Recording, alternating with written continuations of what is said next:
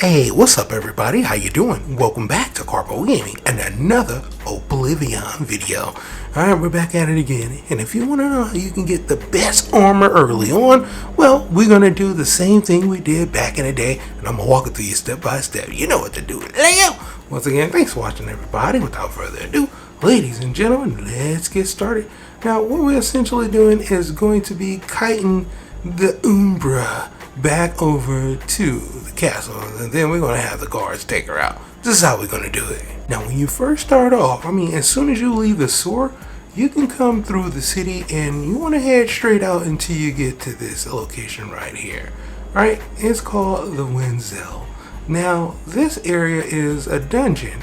Now inside of this dungeon there is going to be the Umbra. Now, the Umbra is not necessarily somebody that is going to attack you, but we're going to attack her. Now, she is tied to a quest line from back in the day, and it's nothing that you're going to worry about. You're going to just be missing out on a little bit of dialogue, anything like that. So, no worries. You're not going to be messing up anything, alright? But what you do have is some amazing armor. Probably one of the best in the game, especially when you're starting off, and an amazing sword. The problem is, she's like a vampire. What I mean by that is she's going to keep regenerating your health, and it is extremely hard to kill her. So what I highly suggest you do is put this on the lowest difficulty setting, you know what I'm saying? And this is going to help you out, because we're going to have the villagers take her out, right? The castle guards, and hopefully some NPCs don't get killed in the ways. Important NPCs, quest givers, and stuff like that. Alright, so this is what we're going to do. We're going to get her attention. You can either hit her with a little bit of magic damage, an arrow, or you can go up and go right in front of her and get her attention. And basically, we're going to kite her all the way back to the castle. Now, I'm going to show you how to get out of here, because we need to backtrack. There is one poison trap. You want to avoid that. And there is also some enemies in here. No, nothing major, just some rats and stuff like that when you first get in here. So take those out on your way, and then on your way back, you want to make your way through this small little castle area and then back out through the door, and then we're going to kite her all the way back to the castle. Alright, in the middle there is some poison. You want to avoid that poison, and what I was trying to do is see if the poison would work on her to kill her, but nah, it didn't really work. So I decided to move on. So from here, you're going to just move on back outside and then take your way all the way back to the entrance. Avoid that small little trap right there, and we're good to go. Now we're going to kite her all the way back to the castle. Now I used to do this back in the day. I wanted to see if the poison will work on her since it's the remastered version. But yeah, it didn't really do anything to her.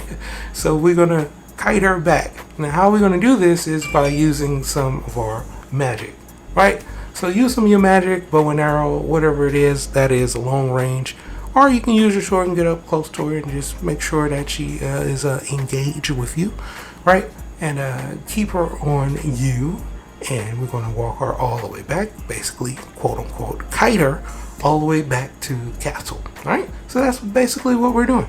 Now, all we have to do is make our way over there, and the guards is going to do the rest. Now, she, like I said, is a vampire. The reason why I say that is because she generates health. She regenerates health, and regenerates it pretty good, right? So even if you didn't put it on the lowest difficulty, you're going to have a problem with it on the lowest difficulty. It's going to be a problem, and the reason why we put it on the lowest difficulty is because she's a problem. And we really don't want all the villagers and all of the guards and stuff to die. But there's a good side to this as well. Whoever dies, you can loot the bodies, and it doesn't count as you kill them. So that's a good thing, right? So keep kiting her back over here, and hopefully she doesn't kill any important NPCs, any quest givers and stuff like that, alright? Now what we're going to do is head back over here. We're here right outside of the palace walls, and make sure we kite her. Boom. No, come on. Alright, cool. Got her attention. Open up the doors, and as soon as we open up the doors, the guards are going to be on her, which is awesome, right? So all we have to do is just run and then kick back and then watch the fireworks. Now some of the villagers are going to run off. That's cool, and then some of them are going to take part. That's not good. If it's a NPC, that is a quest giver. But for the most part, you should be good to go right over here, as long as you stay right over here in the front. I only had a couple NPCs that die, and I was good because I got the best armor in the game right now early on, so I was good. Got the sword, got the armor. I think it's worth it for sure. Come over here and just let the guards do the work. As you can see, she is a tank, and she's just taking out the guards left and right, you know. But eventually she will go down. Now, I didn't want to cut the video or anything like that, so you can see exactly how long it's going to take you to do this and how long it takes for the guards to take her down. And this is on the lowest difficulty, and that's why I suggest it, and I highly suggest you too to put it on the lowest difficulty. And this is why, because she is a tank, and the lower the difficulty, the easier it is for the guards to take her out. The higher the difficulty, well, it's going to be a challenge, you know. It's going to be taking out a lot of guards, and then hopefully not some NPCs. Like I said, some quest givers. You can see some NPCs are joining in on the fight, and a lot of these are going to go down. So hopefully there aren't any NPC quest givers that go down. You know, it's going to be a lot. Like I said, the guards are going to do all of the work. All you have to do is just kick back, kite her all the way over here to the castle, and yeah. You're going to get yourself the best armor and sword in the game early on. Pretty cool, am I right?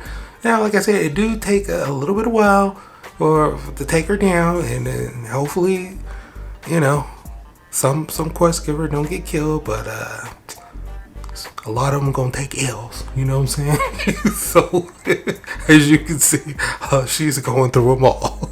So, there's going to be a lot of them dead. But like I said, here's the good part. You can actually loot all of the dead bodies, and it won't count as you stealing, which is good, right? So, get all the keys off of the dead NPCs that do die, because there will be some that die. Okay, just putting that out there, and yeah, boom, just like that, she's down for the count. Now, all we have to do is get our Umbra armor off of Umbra, and here it is. We got the sword, which is pretty cool because it snatches souls on strikes, which is awesome. Then we have the ebony armor as well, which is pretty sweet. So boom, there you have it. That is how you're going to get the best armor and sword early on in Elder Scrolls Oblivion.